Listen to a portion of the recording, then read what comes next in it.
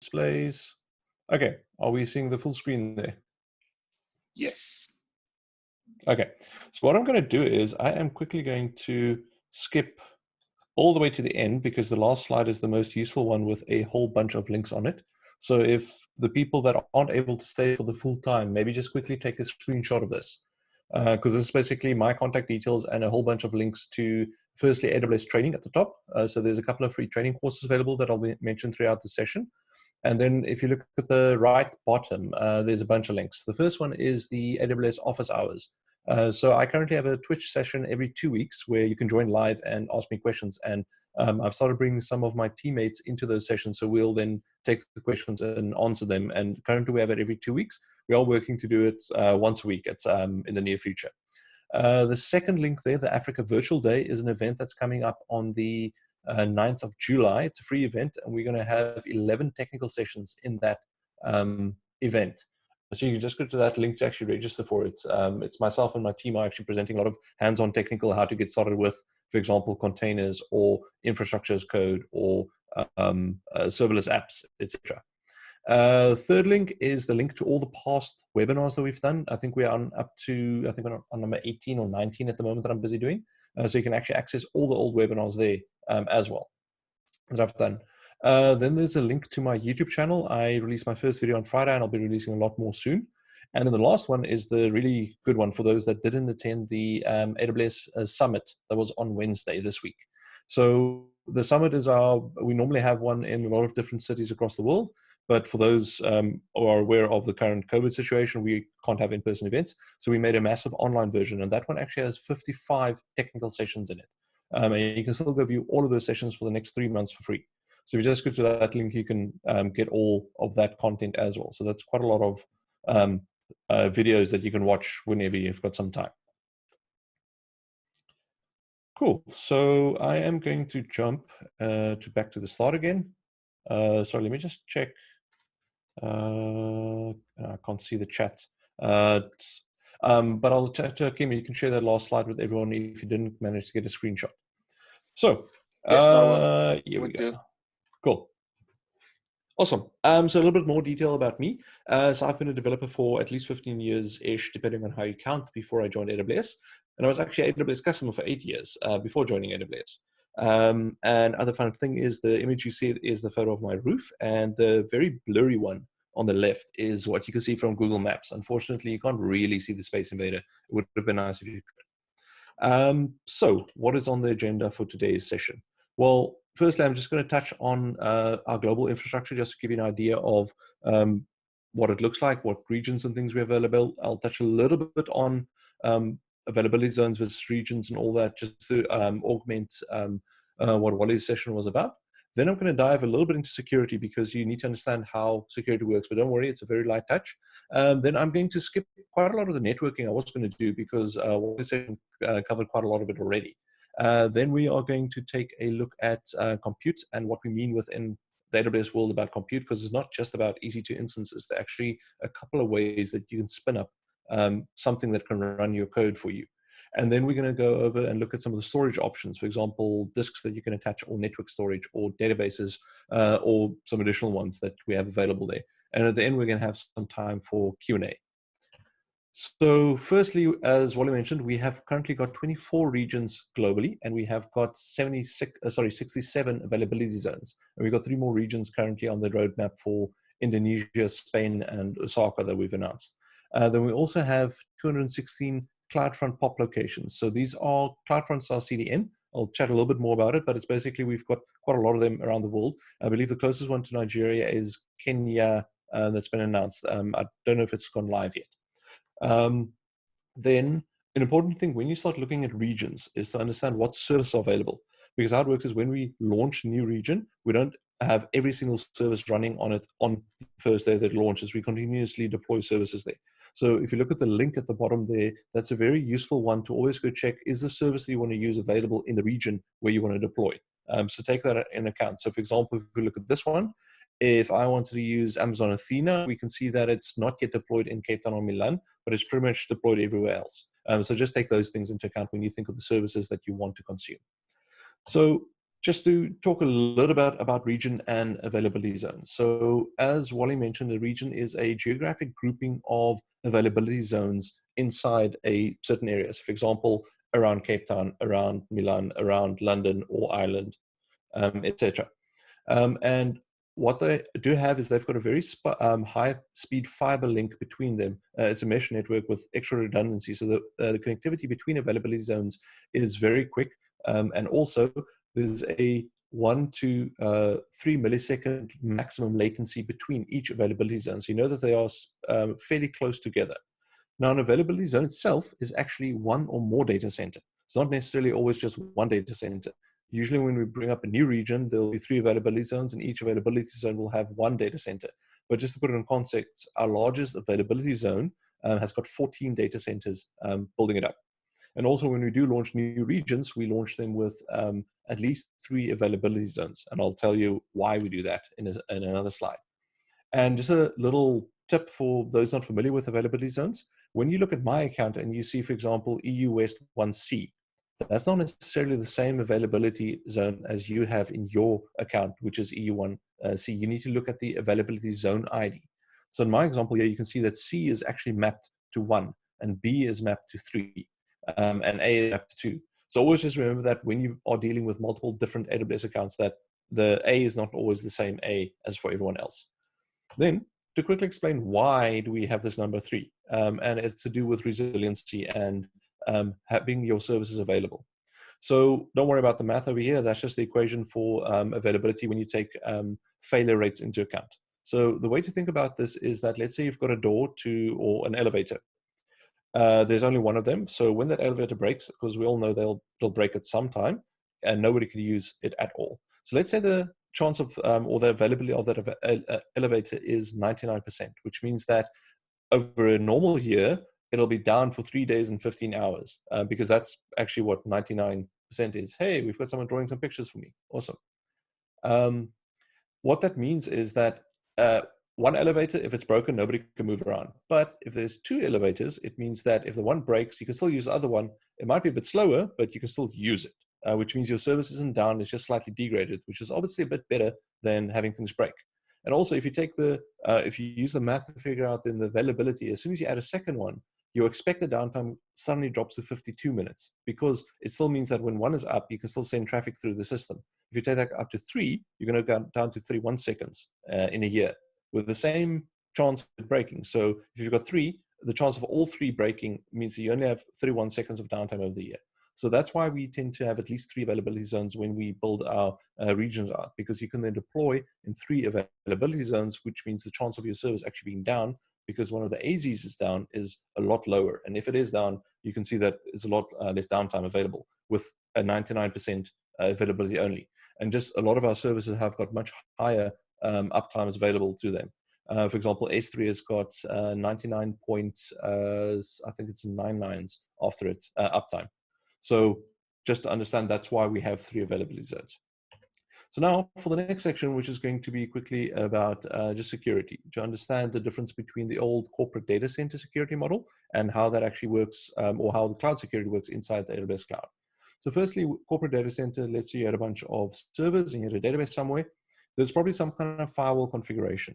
Now, often this was managed by a single security officer or a group of them, and they tended to not be that happy most of the time because of the amount of security requests that they got to make any changes to this firewall. This firewall was typically also only at the perimeter, so from the internet into the data center. But as soon as you were inside the data center, you could easily jump between the different servers. There are obviously some data centers where people have set up multiple firewalls internal to the data center as well. But we've seen that a lot of corporate data centers just had a firewall around it, which meant that inside security, you can pretty much access what you want inside the data center once you were inside. Whereas how it works in AWS Cloud is we've got this service called IAM, Identity and Access Management, that handles the authorization between all the different services. And then you've got additional services like, for example, the security groups, as mentioned, which is allowing access to specific instances on a network connection level. But to put IAM in context quickly, what you can do with IAM is you can give access to people. So I can set up an IAM policy and attach it to a group for a person that says you're allowed to access, for example, Amazon S3, which is an object store. So S3 allows you to store files, And if my IAM access says I can access the bucket, it also says how can I access the bucket in terms of can I write to the bucket or can I only read to the bucket. You can set up these IAM policies as part of IAM roles as well for what we call non-human access. So for example, for your EC2 instance. So let's say that web server we spin up has to write files to S3. We can create an IAM policy for it that says you are allowed to only write to this one bucket called web server uploads, for example, and then it's allowed to write to that bucket but nowhere else. And we can also make it so it can write, but for example, not read or change the file. So it can only upload them. And you can set up these IAM policies, very fine-grained control to access only specific resources that a specific person or specific instance, for example, needs to access it. So that's one of the biggest difference between how security works in the cloud versus with on-prem data, on-prem servers and data centers. Now, just quickly, there are quite a lot of services available to you inside AWS on the security front to help make things a lot easier. And the only one I want to highlight here is the AWS Certificate Manager, which is a service that actually allows you to issue SSL certificates for free to use inside your AWS account. So you won't be getting a SSL cert that you can download and then install on a web server somewhere else, but you can use this cert and attach it to things like load balancers or your API gateway, or for example, using AWS Amplify to host a static website. And you don't pay for the cert, it's completely free, but with the caveat that it only works within your AWS account. So that's just one of them. And now typically the question comes, okay, this is nice, lots of services. Why don't I just install my certificate myself? Well, if you look at a company like, for example, Airbnb, I'm sure a lot of people are familiar with what Airbnb does, which is rent out rooms or houses when you want to go stay somewhere. So I've got a spare bedroom and I can rent it out to someone else. And the Airbnb platform allows me to, as a host, for example, put the room on their platform. And then as a guest, you can search and see what it is, get some photos and decide if you want. And then Airbnb handles the payment and make sure that obviously if there's a dispute, they handle it. So that's Airbnb's business, what they're doing. Their business isn't to manage the database efficiently, because if you think about it, they can do whatever they want in the back with their tech. You are there to book a room. You're not there to book a room because they've got a cool database and because the database is running. So when you start thinking about the services provided by the cloud, you want to spend time building features out that want to make people use your application. You don't want to spend lots of time, for example, configuring a server or managing a database or scaling out the database, etc. So if we take it back to the SSL certificate, I know if you're familiar with SSL certificates, it might not take you a lot of time to install it, but that might still be 5 minutes to an hour or two that you spend doing this. You could have spent that hour actually building a new feature that might get you more customers and might get you more money. So let's just keep that in mind when you start looking at the services available in the cloud. So for the quick overview on networking, what I just want to touch on this one, like I said, I'm going to go over this fairly quickly given the great presentation we just had from Wally, is firstly a slider range, which is a classless interdomain routing. So this is where the RFC doc is, if you want to go read in it. It's sometimes interesting to read these in quite a lot of detail, but it's just for interest at the moment. So just quickly, we spoke about a VPC and we gave it an IP address of, let's say, in my case, 172.31.00/16. So for just those not familiar with that CIDR notation, what that /16 actually means is that in this IP range, I can go from IP 172.31.0.1 all the way through to 255.254 in terms of the available IP addresses. So that gives me just over 65,000 IP addresses available. So when you design your VPC, just keep in mind which type of network you need and how many IPs you will need. So for example, if you go with the 10.0.0.0/8, which I think is the biggest, you get more than 1 million IP addresses available if you need that many. And then in terms of the subnets, all I want to show you here quickly, as we spoke about public and private subnets, is you can see that I tend to divide my subnets either into /24, which gives me 254 hosts, or into /20, which gives me just over 4,000 hosts, depending on the type of systems I'm building. And then with the private subnets, what I like to do, what you can see over here, is that if you look at the public subnets, which are the green ones, you'll see that it's, if you look at the last two numbers of the actual IP block, it's 0.0, 1.0, 2.0. So I prefer to set those to be between 0 and 99. And then for my private subnets, what I do is I set those to be between 100 and 199. And the reason for this is just that it makes it easy when you look at logs, when you see an IP address, that you know that, oh, if that second last number is under 100, I know it's a public subnet that I'm dealing with, so I know that instance can communicate directly with the internet. And if it's over 100, I know that it's not, it's in a private subnet, so that one might have access to the internet, but nothing can get to it. So it's just an easy way to actually identify the different instances. And then just quickly on the note of security groups. So what makes a security group slightly different than your traditional firewall is that when you put a security group, for example, around that web server, what you can do there is then say allow access, like we saw in the console, on a specific port. But in this, when you set up the security group, you don't specify the IP addresses of those individual web servers, because that's what makes the security group so nice. It actually handles that for you. And where this becomes useful is, for example, let's say you've got your application server in the private subnet, and now your web server needs to make a request to the application server. You can just on the application server security group say, please allow TCP port 80 from the web server security group. And it uses that security group to figure out which instance is inside it, and if that instance makes a request to that application server to give it access. You don't have to worry what the IP of the web server is, or what the IP of the application server is. The security group actually takes care of that for you. So it just makes that a lot simpler.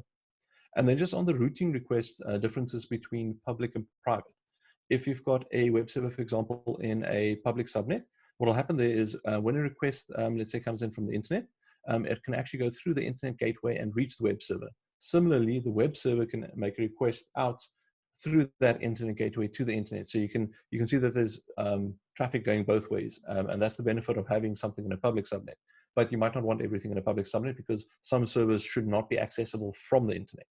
So as Wally mentioned, is you can actually spin up a NAT gateway inside a public subnet. And then what happens is the application server can make a request from the inside a private subnet to that NAT gateway. The NAT gateway request is forwarded to the internet gateway, and the internet gateway request actually goes out to the internet. But you cannot route from the internet back down into that instance inside the private subnet. So just remember that that's a nice way to isolate your instances that shouldn't be. So this is, for example, your application servers, your database servers, anything that you shouldn't be connecting directly to from outside of your VPC. And then just as a quick teaser, we can probably do this in a future session, is looking at infrastructure as code. And what you actually see in front of you is a bit of code written in, I think this is in JavaScript, using the AWS CDK, which is Cloud Development Kit. So what you can see, that one line over here that says new EC2 VPC network, that will actually spin up a VPC with 3 subnets, with public and private subnets, as well as NAT gateways as well, and the route tables, and configure everything for you. And that's all you need to actually do that. But we can go over this in a future session. It's just a nice intro to that, saying if you use infrastructure as code to actually define your infrastructure, you can sometimes do things a lot quicker and a lot easier than by clicking in the console behind, because setting up a VPC does take time, and you need to know, oh, I've got the VPC, I've got the subnet needs a routing table. The routing table needs to go either to the internet gateway or to a NAT gateway, etc., etc. But we can look at that in future. So Amazon CloudFront is the other networking component that I want to talk a little bit about, which is AWS's content delivery network. So this allows you to not only deliver, for example, data or videos or applications at the edge, so at any of those POP locations around the world, but you can also use some, add some programmability to it. So for example, you can deploy Lambda, which is a function as a service that we have, where you can write a snippet of code, which is a single function, and then actually deploy that to these CloudFront locations. So it can run very close to where the request is coming from, and actually makes a lot quicker.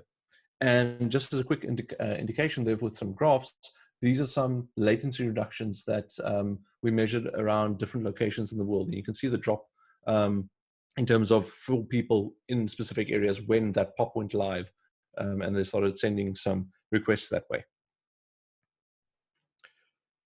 Okay, so that is what I wanted to cover with the compute section. Are there any questions so far?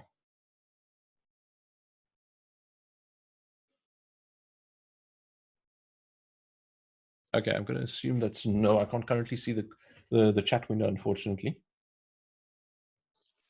Yeah, no questions so far. You can continue. Okay, cool. Okay, so the next section now is the compute section. So when you think about running compute on AWS, there are a couple of different tiers almost to think of it in terms of also the level of abstraction that you want to deal with. So at the very bottom level, we've got Amazon EC2 instances, which are infrastructure as a service, where you spin up a VM and you can then install and run whatever you want on that VM, and you can decide how your code needs to run. Then you can go one level up, which is slightly more opinionated. And what we mean by this is that we put a specific way of running things in place for you, which means that it's easier to get going, but there's certain ways that we decide that things work. So the trade-off here is that, for example, if you use Amazon ECS or EKS, you have to use containers, and there's a specific way to use the containers. But you don't have to worry about spinning up the actual instance necessarily to run the container on. There are a couple of ways around that. We can, for example, spin up a worker fleet and then have the EC agent run on and then deploy the container for you. Then one level above that, which is more abstracted, is AWS Fargate, which is what we call serverless container framework. So you tell us, here's a container or a set of containers that I want to run, and we will go run that for you. And you tell us, I want, let's say, 2 CPUs and 4 gigs of RAM for my container. But you don't have to deal with the host. There's no host for you to actually maintain, update, patch, or change at all. We'll take care of that for you. And then at the very top, we've got AWS Lambda, which is for serverless functions, which is where you write individual functions, so just snippets of code. And then you tell us, here's the function, please go host it. And then we take care of the deployment of it, running of it, whatever infrastructure it needs to actually execute. And then when it's time to execute, we'll take care of then making sure that the code is available to be run for you. And you only worry about actually writing the application code. So let's quickly dig into these 4 areas a little bit more. So on the Amazon EC2 side, firstly, just to understand what an EC2 instance is that inside one of the data centers in an AZ inside a region, there is a bunch of servers sitting in a rack somewhere. So that's the host server. Then on top of that, we have got a hypervisor running. And then that hypervisor then takes that server and splits it into smaller chunks, multiple guest VMs available. And that's what an EC2 instance is. It's a guest VM on top of one of these servers that you have access to. And when we initially launched EC2, more than 14 years ago, we only had a single instance type. We called it the M1, which was the one size fits all. And it actually had 1 CPU and 1.7 gigs of system RAM. And what made this revolutionary is there's nowhere else where you could actually have rented a VM and then just when you wanted to shut it down again, if you didn't need it anymore, or if you wanted 5, you can quickly just spin up 5 and just pay for the 5 that were running. And as soon as you, let's say, terminate 2 of them, you'd only pay for 3 of them. So that's where EC2 initially came from. And then since then, obviously, we've had a lot of feedback from customers saying, like, it's nice to have a VM, but 1 CPU and 1.7 gigs of RAM is not nearly enough for us, or it's way too much for us. So we created a whole naming convention around the EC2 instances. So you might have seen something like, for example, M5D.extra large. And every part of that name has got a specific meaning. So the first part is the instance family, so M. M in this case is for general purpose. If you look, for example, at C, that's compute optimized. So they tend to have very high CPU frequencies, like up to 4 gigahertz, but they might have less RAM if you look at the ratio between the CPU and the number of CPUs and the amount of RAM that you get. So for example, I think a C5 large has got 4 CPUs, but only 8 gigs of RAM, where M5 large has got 2 CPUs and 8 gigs of RAM. Then you get other instance type like the I instance, which has got a lot of NVE SSDs on it, which makes it a lot faster in terms of the IOPS that you get out of this device. And there's a whole host of different instance families available. So now that you know what instance family you're dealing with, the next number is the instance generation. And the higher this number is, the more recently this instance type was actually released. So the 5th generation of the M5 is the second most recent. We've actually recently launched the M6G, which is for the Graviton ones. And that brings us to that next letter or multiple letters after the number, which is the additional capabilities. So if I just took M5, that'll mean general purpose, 5th generation. And because there's no suffix, it refers to the Intel CPU versions of that instance type. If it had an A suffix, it would reference to the AMD versions. Or in the case of the D, that indicates that it's got NVE SSD storage available. And it could, for example, be a combination. So it could be 5AD, which means it's an AMD general purpose 5th generation one with NVE storage attached to it. And then the last one is just what we call t-shirt sizing of the instances. So generally, if you see, for example, large, let's say it has 2 CPUs and 4 gigs of RAM, and you see extra large, it should be twice the size. So 4 CPUs and 8 gigs of RAM. And this goes all the way up to 32XL. So just to put it in context, our smallest instance that we have is a T3 Nano, which has got a quarter of a CPU, if I remember correctly, and about 300 something megs of RAM.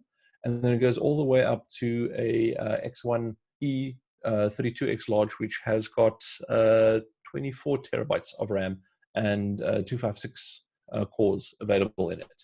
And depending on the family you're doing, there are even ones with more cores available if you want that, but with less memory. So then on the instance itself, there are two types of storage that you will typically deal with. The first one is called the EC2 instance storage. Now, when you think about a physical server in a rack somewhere that you get a virtual machine on, that machine probably has got some kind of hard drive attached to it. So what we do is inside EC2, we make that drive, a portion of the drive available to you if there are drives in the server, firstly, not all of them have them, which is called the instance store. So this is very fast local storage available to your instance because it's literally on the same hardware. The thing to understand here is that because it's physically on that machine, if you shut down your VM or your EC2 instance and you spin it up again half an hour later, it'll probably spin up on a different machine, which means that if you saved anything on that disk, you can't access it again because we're now on a completely different server. That drive doesn't travel with your machine. So that then obviously brings up the question, well, how do I actually move my data along with my instance? Because this doesn't sound like a fun time. I actually, the first few times I built an EC2 instance, I learned this the hard way, where it shut down for a while and then it came back on Monday and it's like everything that I did for the last week was gone. So just use the instance store if you want to use it for temporary space to, for example, extract a file or process a file or something like that. What you want to use most of the time is called an EBS volume or Elastic Block Store Volume. So this is a block storage that you access via the network effectively. So when you'll install, for example, your operating system on the EBS volume, or when you spin up an instance, it'll actually come with a pre-configured OS on an EBS volume for you. And then when you do shut down your instance, this EBS volume can be detached and reattached, or if you don't do anything, it'll actually stay associated with your EC2 instance, which means if you spin it up again, that storage is available. So this is a place where you can store data that you want to. So these EBS volumes do come in a couple of flavors. You can choose between SSD versions or the old spinning disk versions. And on the spinning disk versions, you've got SD1 and SC1. And the difference there is that you had the SD1, which is throughput optimized hard drives. So they are, if you continuously write very large files to them, they've got higher throughput than the SC1, which is the cold storage hard drives, which are fairly slow, but they're also a lot cheaper. Then on the SSD side is you've got GP2, which is general purpose 2, which is a burstable SSD drive. And that's the default for when you spin up EC2 instances. And when I say burstable, you get, depending on the size of the volume. So the larger you go, the more IOPS, the baseline of IOPS you get. But then also you can burst when you need to. So there's a certain amount of burst credits that you build up over time. So let's say you're not using the drive. You're building up these credits. And then when you do need to write through the drive or read through the drive for a period of time, you can actually use these credits to go at a much higher rate than what you currently have. But at some point, you might run out of those credits and you then drop down back to that baseline of IOPS, depending on the size of the disk. If that's not something you want and you have to have high performance drives, then you can go to the IO one family of EBS volumes, which has got dedicated IOPS. So you specify I want, for example, 3,000 IOPS on this disk, and then you always have that available regardless of if your disk has been idling or not. So just something to keep in mind when you spin up the different drives and what characteristics you want of that. And then also with EBS volumes, you can actually create snapshots while the instance is running that you can back up to S3. So it's a very easy way to also keep backups running or make backups of whatever you had running on those instances. Because you can, for example, spin up instances, configure it, set up all your web servers, etc. And then you can snapshot that volume. And then when you spin up another instance, you say, well, spin it up using that previous image that I just created a snapshot from. And you can spin up an exact copy of it. Or you can use this as a backup mechanism because now you can create a snapshot, let's say once a day, if that's what you want to back up. And if something goes wrong today, you can just use yesterday's copy to spin up the server and figure out what happened. Let's say there was some config that went wrong or someone made a change by hand or something. Then the next question normally is that when you start looking at the different combinations of instances, in terms of the categories, I mentioned general purpose. There's also burstable in the T family, compute intensive C family, memory intensive R family, etc. There's a whole bunch of different family types. Then there's additional capabilities like pick what CPU you want. Do you want high memory instances, etc.? And then you can add even more features to it, for example, using EBS volumes or elastic inference, which is a custom chip that actually speeds up machine learning, specifically deep learning capabilities on an instance. And what that gives you is that we've got more than 270 different instance types. And that obviously makes it difficult to figure out what instance type do I want to launch, because when I tell you, hey, listen, what resources do you need for your machine? It might not always be what you expect. Sorry, was there a question? Cool. Yeah, we got two questions. I don't know if you wanted to answer it now. So one question is, why can't you ping the router or my default gateway that connects my subnets? Those, I have to remember now exactly how the networking works, but basically those are resources that we manage and provision, and it's not something you need to interact with. And our stance is, unless there's a good reason to give access to something, we give the least possible access, so we don't allow pings to those services because we don't feel it adds any value to it. Right. Cool. And second question. I don't know if that's a question. It said, does that mean I can spin up EC2 instance automatically or scale vertically? I don't know what that question is. I think let's wait for some clarification. I'll keep an eye on it. Yeah, we can do that. Yeah. Cool. So to answer the question, how do you figure out what the instance size is that you want to use? There are two ways you can do this. The first one is using instance discovery to actually figure out what the instance is that you want to deal with. And I can quickly go to the console. Yeah, console's on this side. Where's my mouse? Sorry. My mouse seems to have disappeared. Can you see the screen of the console? Yeah. Okay. I'm going to have to, okay, let me just quickly exit the presentation because that's holding on to my mouse. Okay, so let's go to EC2. Let's make it a bit bigger. And what you can see over here is in the console, there's the section in the EC2 dashboard called instance types. And if, for example, let's just make this a little bit bigger. If I go to that m5d.xlarge and search for that, oh, sorry, it's not MD5, it's m5d.xlarge. So I can search for that one, and then I can actually click on it. And if I bring this up, I can actually see the details. So for example, here I can see it's what hypervisor it uses is not always Nitro, which is our custom card built. We can see, for example, on the compute side that it's got 2 cores. It can do 2 threads per core. It has got a 3.1 gigahertz clock speed, and it's got 16 gigs of RAM.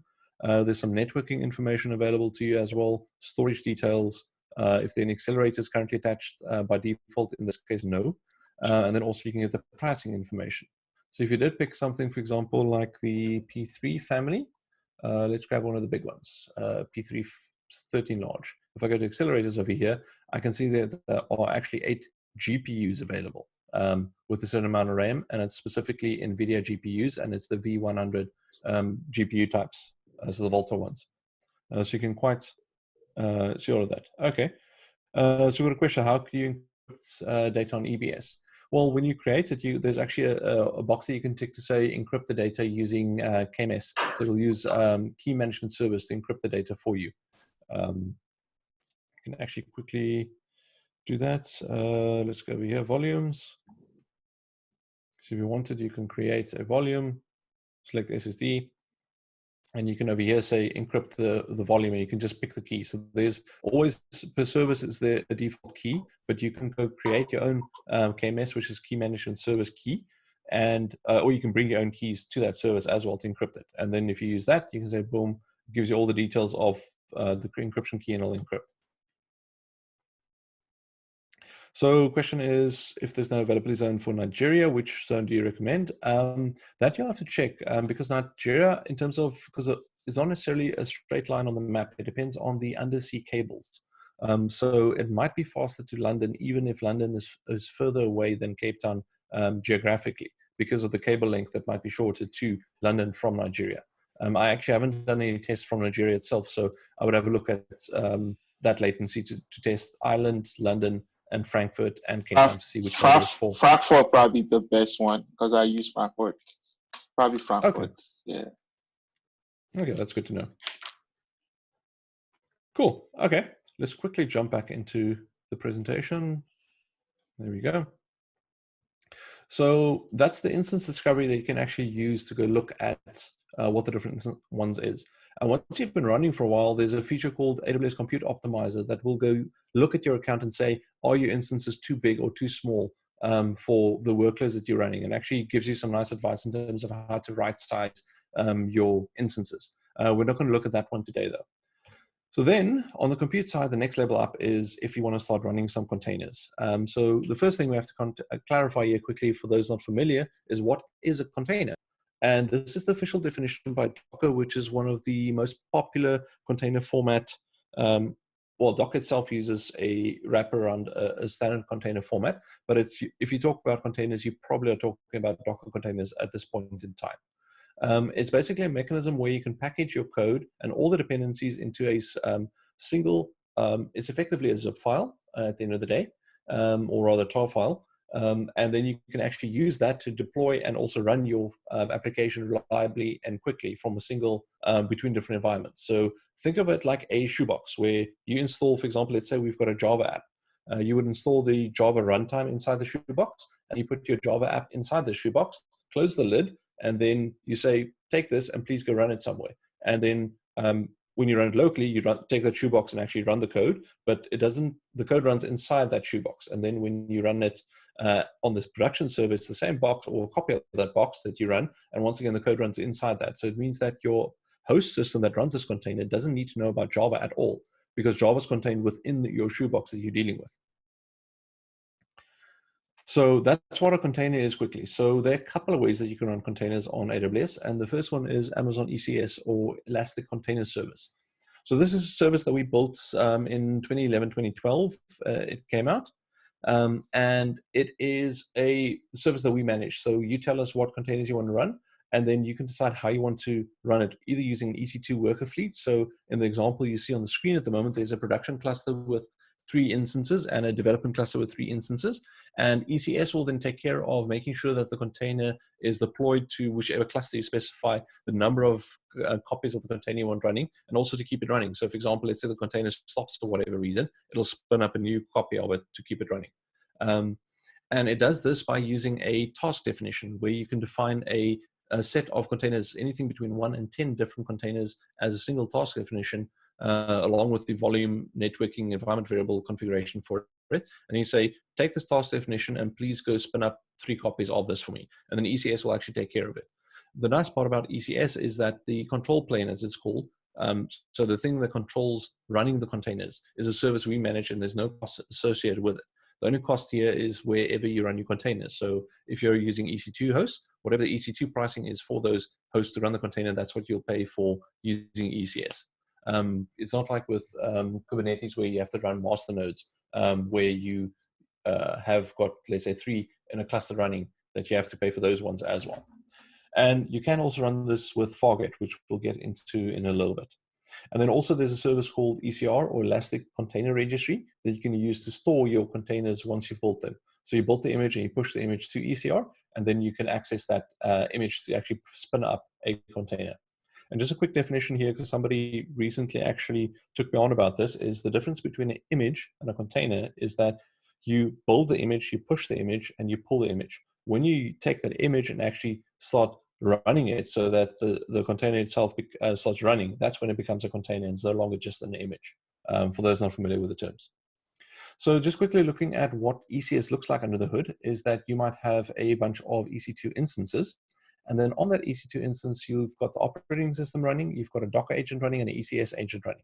So ECS will communicate with the ECS agent and give it instructions on what containers to run, and then it'll pass those or communicate with the Docker agent to actually start and stop containers, pull containers, and do whatever you want to the containers.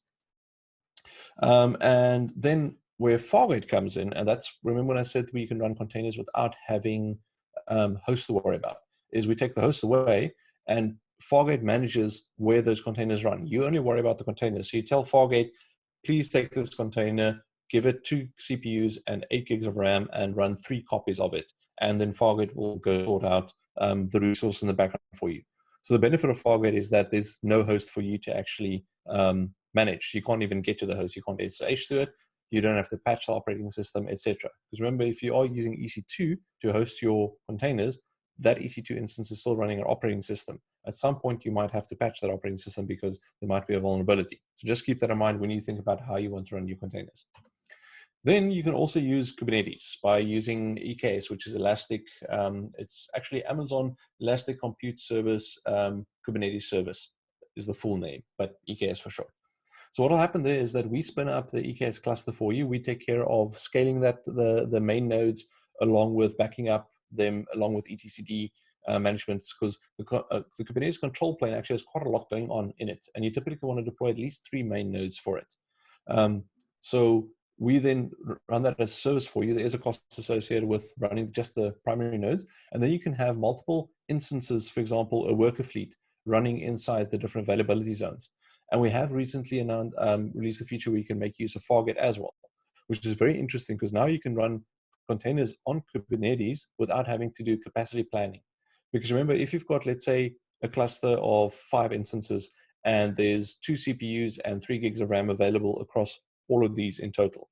If I now want to go launch a service that makes use of all 2 gigs of RAM, I might not be able to launch it because while I've got 2 gigs available in the fleet, I don't have 2 gigs on a single instance available. So where Fargate makes this easier is that every single time you specify a pod or a service with multiple copies of the pod running, you say, please launch this with 1 CPU and 2 gigs of RAM.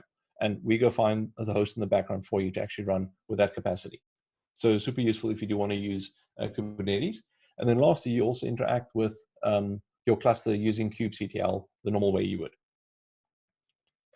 Okay, so I've actually spoken quite a lot about Fargate already, which is 1 level up where you don't have to worry about the host. But basically, it just boils down to it allows you to run containers without managing the underlying virtual machine. And depending on the time, let me just have a look quick.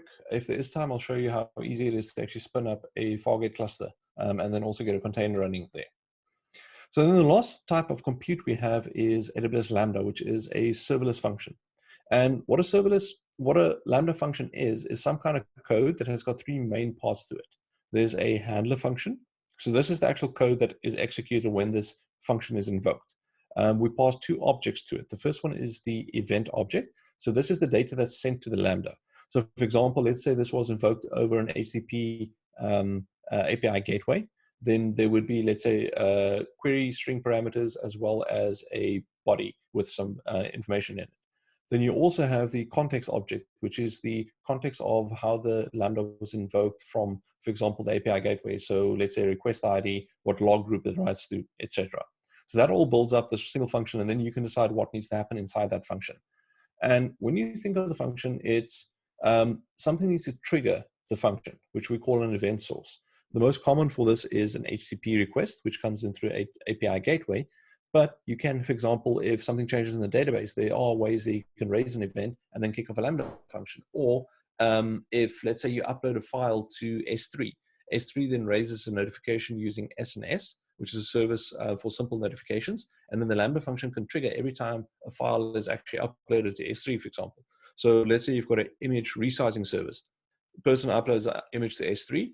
S3 raises SNS, SNS kicks off a Lambda function that then goes and resizes the image according to what you need. And you can write your function in multiple languages. So the supported ones you can see on the screen there, Node.js, Python, Java, C#, Go, Ruby. And you can actually make use of Lambda layers to use different languages as well. If you look at the AWS blog, there's actually someone who used Lambda layers recently to enable PHP functions to be run as Lambda. So there's quite a lot you can do with Lambda functions.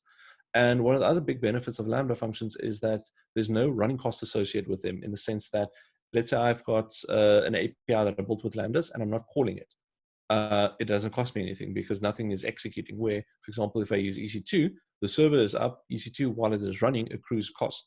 It's per second billing, but still while it's running, even if nobody's calling that API hosted on EC2, you have to pay for it. Where with Lambdas, you pay for every 100 milliseconds of invocation time. And if you think about functions, it tends to be fairly quick normally when a function executes and finishes.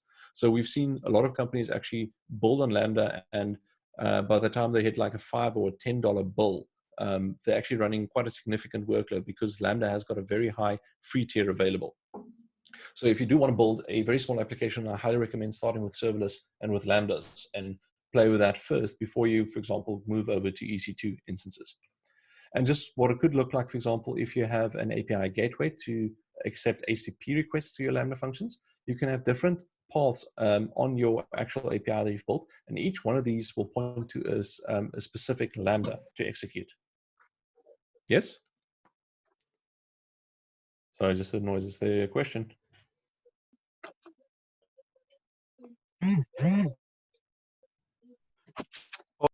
No, I just heard someone's cell phone buzz. Don't worry. Okay.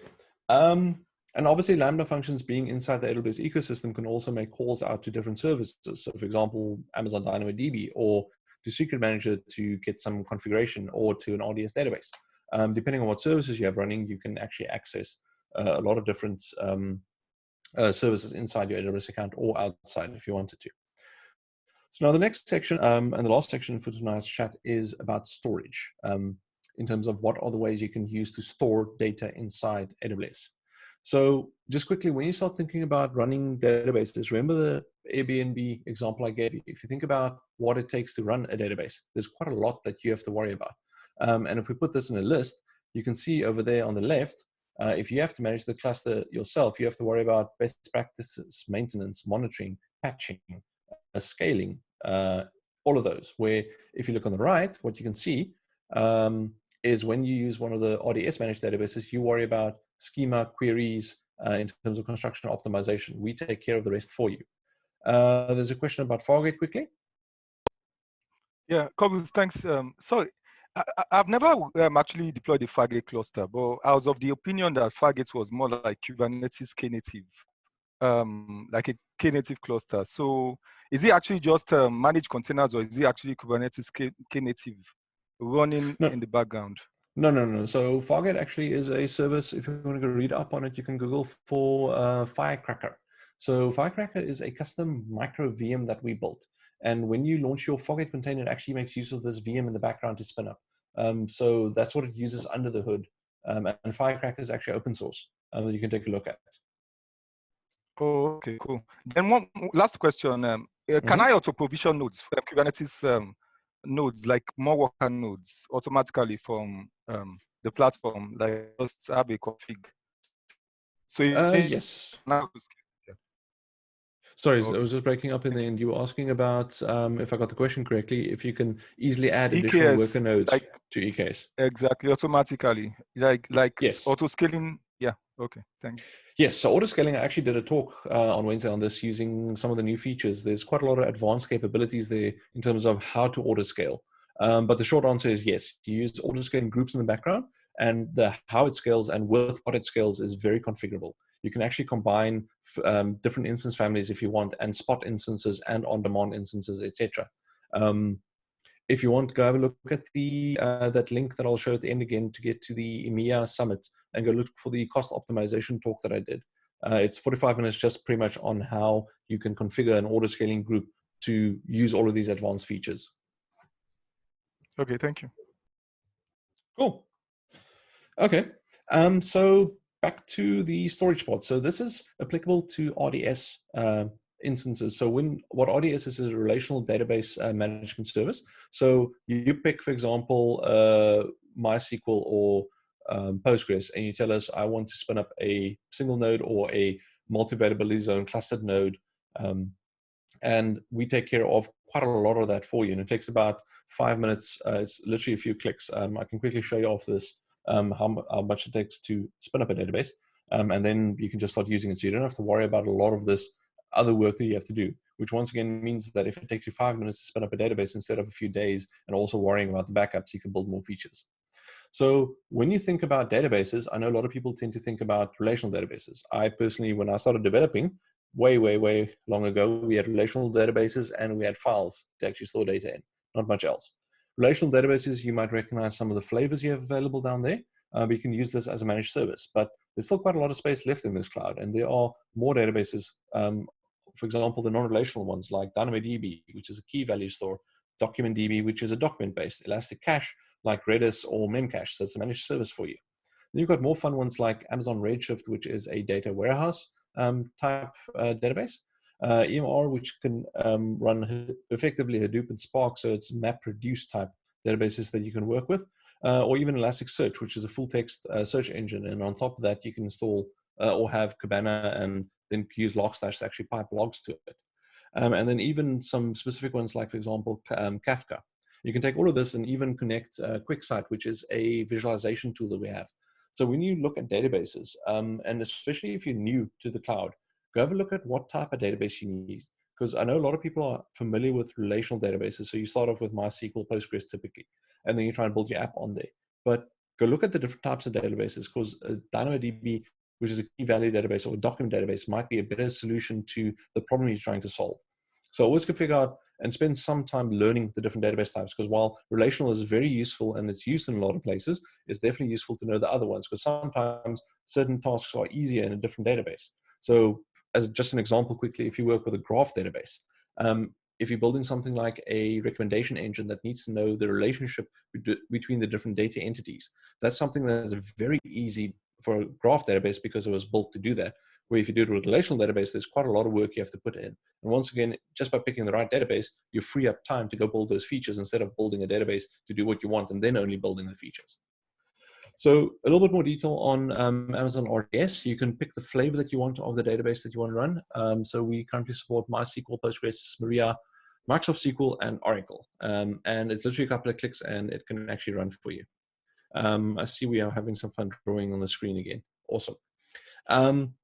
And then also just one slight difference is we have got a service called Amazon Aurora, which is our cloud native MySQL and Postgres compatible database build.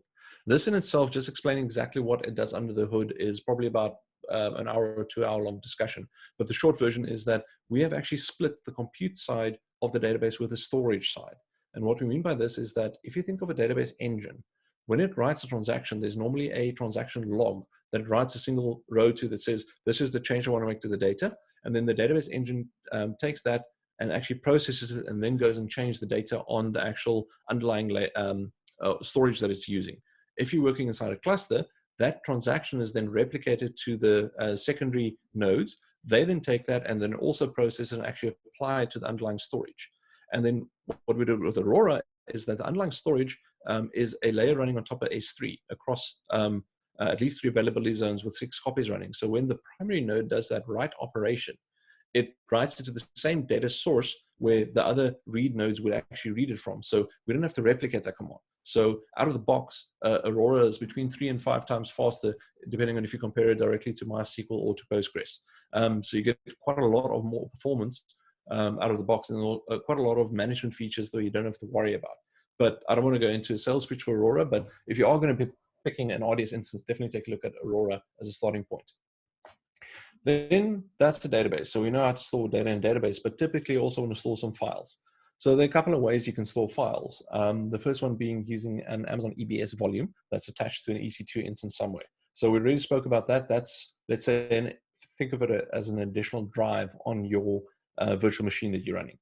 Then on the very right, you can also store files in Amazon S3, which is an object storage. So S3 has effectively infinite storage. So you can pretty much store as many objects in there as you want. And it's an object, not a file, in the sense that it looks like a file that you upload, but behind the scenes, because it's an object, it just has a prefix, which to you looks like a file. So you can actually have, let's say, upload an object and give it a key of, let's say, data/user/user1. So that'll look to you like a directory, but in effect, in the background, is actually just the key for the file, because it's an object that's stored in a big bucket with objects. Then in the middle, what we have is additional network-based file systems that you can attach to your running instances. And the first one there is Amazon EFS, which is Elastic File Store, which is a NFS compatible. So those not familiar, is network I think it's network file server. So it's effectively you mount a drive that's sitting on the network somewhere to your instance, and then you can write to it. And it's made for multiple readers and writers. So you can have a good example here is, let's say you've got a WordPress site that you want to scale out. You attach an EFS volume, and then when you install WordPress, you put all of the config files into that EFS mounted directory. Then you mount that EFS volume to multiple instances running. So let's say you've got 5 copies of WordPress running. They all mount the same EFS volume. They all point to the same config. So that when you do make a config change, it'll actually write to that, and the other nodes can read from that same location. Then there's also a scalable file system called FSX that we've built, and we expose that in 2 flavors. The first one is for Windows File Server, and the other one is as a Lustre compatible cluster. I'm not going to go into too much detail. That's if you need a clustered file system for whatever reason that you're building. So you have that available. Just quickly, a little bit more detail on S3. It's pretty much if you want to store data, this is, and especially files, this is a great way to do it because it's very, very cheap. And by very cheap, I mean in the US East 1 zone, it's 2.3 US cents per gigabyte per month to store data in there. And that's with a normal storage. There are other options like infrequent access and Glacier. So it's got a tiered level of access in terms of how frequently you want to access your files and make it even cheaper. So for example, Glacier is super useful if you need to store data for a long time, but you're not going to be accessing it frequently. So let's say backups that you have to do and keep for 5 years because of compliance reasons. Glacier is perfect for that because you upload it to S3, and then you can actually set lifecycle policies inside S3 to automatically move the file after it's been inside a bucket for, let's say, 90 days or whatever your requirement is. And then it can automatically move it to the lowest storage tier for you in terms of cost. So it can move it over to Glacier for you. You can also set up, for example, replications between different regions, because the S3 bucket lives inside a specific region. So let's say London. And you can then set up replications so that as soon as a file is uploaded to the bucket or modified in the bucket, it automatically replicates that change to another region. So let's say Cape Town, because then if you've got services running inside Cape Town, they can access that file locally very quickly instead of having to go all the way to the London S3 bucket in this example.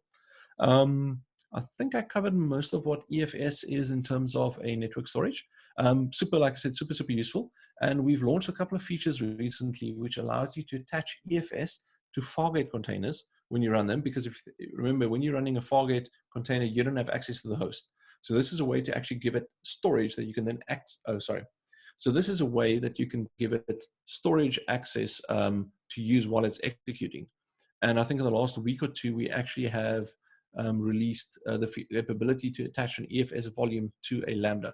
So when you are running it inside a just that little bit of function code running, you can still access storage. So if you receive a file or you want to store a file or access a file for whatever reason, you can actually do that by attaching EFS to your Lambda as well. Then in terms of the ending off now is obviously this was just a very, very quick overview. So the point of this whole presentation is to just give you an overview of what networking, storage, and compute, some of the options that are available. There's obviously a lot more, and that just takes a lot more time to go into. But what I do want to do is I want to show you just a couple of more links in terms of how you can get additional resources to go learn about this. The first one is to go head over to AWS.training. There's quite a lot of free digital courses you can take over there to actually learn about all the different services that we have available. Then if you are interested in databases, we have got a specific site with a lot of different database training available. And there's also, for those not familiar, we have got certification that you can take. So it starts off with the Cloud Associate, the Cloud Practitioner. And then one level up, there's the Associate level, which comes in the Solution Architect and Developer and sysadmin or sysops version. And then there's the professional tier as well as specialty ones, like, for example, big data or security or machine learning that you can take. There's also some specific networking training that you can take, because the bit in the VPC that we saw was just a portion of what you can do with the VPC. There's quite a lot more with networking, like transit gateways and storage gateways, just to name some, VPNs, etc. Quick pause for a question. Advantage of serverless computing over virtual machines. Okay, so this is quite a long answer to the question. The first one is that so when you are building a service or an application using serverless, you are writing these individual functions, and then you combine them together into a whole application. So the first benefit is cost. Like I mentioned, is when the function executes, you only pay for the time that it's running. When it's not being called, you're not paying for it. So that's the one part. The second part is you can actually run these Lambda functions outside of a VPC. So when you start off and you don't have a too complex application, you can probably get away with building Lambdas outside of the VPC. So you don't have to worry too much about how the networking works, because networking is sometimes an advanced topic for people. And especially if you're new to programming, it's like you're trying to learn a coding language, and then it's like all these networking concepts that you have to learn as well, which might make it a bit harder to figure out if something goes wrong, where the mistake is. Also with serverless, it does, once again, there's a big caveat around your architecture, but if you say that it tends to be easier to scale, that is fairly accurate, because you can run up to 1,000 concurrent invocations of your Lambda function by default. So let's say you get 1,000 requests coming in, you can actually run all of those in parallel by default. Whether or not your database is able to handle that many requests if your function calls the database is a completely different question, but that's one of the things. So like I said, it's like there's a lot less moving parts, I think, and also the cost aspect to get started with. And also it scales by default a bit easier than I would say if you have to start spinning up multiple instances, learn about load balancers, how do the load balancer requests work, etc. in terms of getting started. Does that help?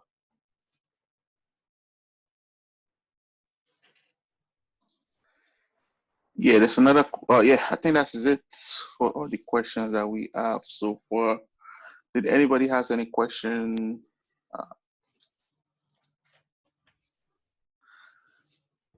I think that's. Oh, someone just asked a question. Okay, completely new. Where do you start from on AWS? Well, firstly, I want to say come join my webinars, just because I've actually done a lot of getting started content the last while. But what I would say is figure out what it is you're trying to build. So figure out the problem space. Like, I want to build an application that resizes images.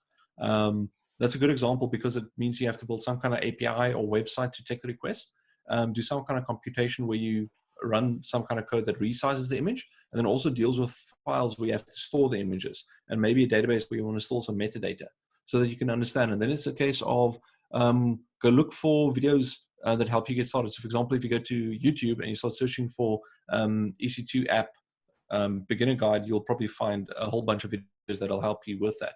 And then from that, that's when you start learning a little bit about, okay, for example, how EC2 works. Or if you can say, okay, I know that I want to build a serverless application because I've heard it's cool, then go search for videos on serverless. One of my teammates, Marcia, has got a channel called Foobar Codes. Actually, if you give me a second, I can drop that link, in the chat. Just need to get a browser here. Give me a second. So she's been doing videos for about 4 years now, I believe, on serverless mostly. Where's the chat? There we go. So she's a very good person to follow on YouTube to get some knowledge. So I would say start off with YouTube, and then also come to the AWS Summits, because there you can learn about all the different services. So the first time you start off, there's going to be a lot of services, and it seems like an overwhelming amount. But over time, you're going to start learning, oh, RDS is for databases, EC2 is for VMs, Lambda is for functions, etc. So you're going to build up knowledge over time. But definitely go video, like I said, for myself, is one of the best ways to consume knowledge at the moment. Then also, like I said, on the screen, you can see there's a link to my social handles on Twitter and LinkedIn. I actually do webinars about between 8 a month at the moment on mostly getting started topics. So come join those. And if you want to look at the past ones, you can look at the middle link, the SSA webinars one, you can actually access it. Then also, if you want to access my slides. Yeah. Can you share the slide, or do you have any information that, we can share to the members, like some videos, or I know we can, your link to your YouTube, but do you have anything? Okay, that's perfect. Yeah, so that's the slideshow. I tend to upload most of my slide decks over there. But the important link over here is the, do you see this middle one that I've got highlighted over here? Mm-hmm. Okay. So that actually, I can actually copy it quickly. And then if so what this is all the webinars I've done so far this year and last year.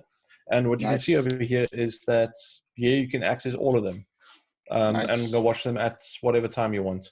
Very nice. Yeah, and as we bring on new ones, you'll see them come in here. Unfortunately, the first time you want to watch it, it'll ask you for registration details, but it'll only ask you once. And I'm working with them to try and see if we can get that registration link away. So just click a watch to make it a little bit easier. And this is free, right? This is free. Yeah, completely free. Cool. Yeah, so basically everything on this page over here, except for there are some training courses that do cost money to actually take, but there are also a lot of ones that are free. And everything in this block down here, so the summits, the YouTube videos, the virtual day, the office hours, all of those things are free. All it takes is your time. Cool. Thanks. Thanks for sharing this. Cool, pleasure. Any more questions? Anybody has any question before we wrap it up? Going once. All right. No questions. So thanks, Wally and Cobus. This is really good. I think, you know, this is a lot of information for everyone to digest. The recording is going to be shared for everyone to watch as well. So thank you, guys, and thank you for joining. And have a wonderful day, guys. So thank you. Thank you. This is going to be the end. Thank you, guys. Cool. Awesome. Thanks. Thanks. Thank you very much. Thank you. Thank you. Bye, guys. Thank you. Cheers. Good night. Bye. Thank you. Thank you. Bye-bye. See you. Bye-bye. See you. Bye. Thanks, Cobus. Bye.